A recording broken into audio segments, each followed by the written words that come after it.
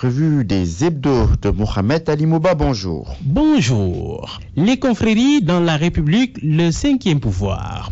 Nouvel Horizon, dans sa livraison hebdomadaire, prend prétexte de la liste non paritaire de Touba pour plancher sur une problématique qui semble prendre ses sources dans l'histoire politique de notre pays. Alors, mon confrère note à ce propos que cette alliance ne date pas d'aujourd'hui. Ce n'est pas la première fois que des autorités religieuses entrent en scène sur le champ politique.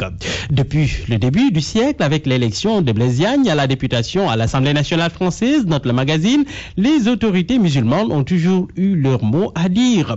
Généralement, elles soutiennent le pouvoir en place, mais ne manquent jamais l'occasion de les faire larguer en prenant des positions qui remettent en cause soit la politique gouvernementale, soit en défendant vigoureusement certaines franges de la population. En vrai, cinquième pouvoir, une longue histoire d'alliance de Senghor à Macky Sall, chacun avec ses spécificités et ses marques. Touba, au cœur de la controverse, n'a jamais cessé d'être une sorte de Vatican au cœur du Sénégal, une cité où règne à maître le khalife général des Mourides. Le témoin au sujet justement de la liste non paritaire de Touba se demande d'ailleurs si l'État ne devrait pas signer un concordat avec Touba, octroyer un statut spécial à la ville religieuse tout en priant dans la foulée que Tivaouane, Ndiassane, Cambérène, Médina, Léona Niassène, Médina Baye et autres ne demandent elles aussi à bénéficier d'un tel statut, sans compter bien sûr les peintres et les bouts de la capitale. Pour toutes ces raisons, et tant d'autres liées à l'islamisme radical, dont Boko Haram est le portrait achevé au Nigeria, l'hebdomadaire milite pour l'invalidation de la liste de Touba. En tous les cas, le professeur Babacar Gueye lui avertit dans la Gazette. Il faut régulariser le statut de Touba ou modifier le code électoral avant d'aller aux élections.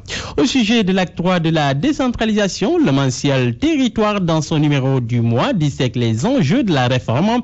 Dans son guest édito, mon confrère relève que cet acte majeur peut être assimilé à une évolution, voire une révolution qui consacre l'avènement des nouvelles entités autonomes homogènes et aptes à impulser un véritable développement économique. À présent, le Parti socialiste en congrès sans dégâts. La Gazette voit que le Parti socialiste est à la croisée des chemins. Le parti des Senghor dans un dilemme. En réalité, explique un analyste interrogé par le magazine, reconduire au TT à la tête des Verts, c'est donner une sanction positive en éternel perdant, investir au nouveau secrétaire une candidature à risque, surtout pour le compagnonnage avec l'allié Macky Sall, qui pourrait y voir un rival avant la lettre pour 2017. Au-delà donc des querelles internes, fait remarquer le magazine, le vrai enjeu du congrès de juin réside dans la survie de l'entité PS. On termine par la visite d'Obama. Le mensuel gouvernant s'interroge un an après qu'est retombé. Mon confrère voit que c'est un peu prématuré de se faire une idée correcte de ces retombées économiques, mais l'analyse du volume des échanges entre les États-Unis et le Sénégal permet de constater une hausse. Même si bien sûr, comme le fait remarquer à mon confrère, la balance reste largement favorable au pays de l'oncle Sam. Bonne lecture à tous.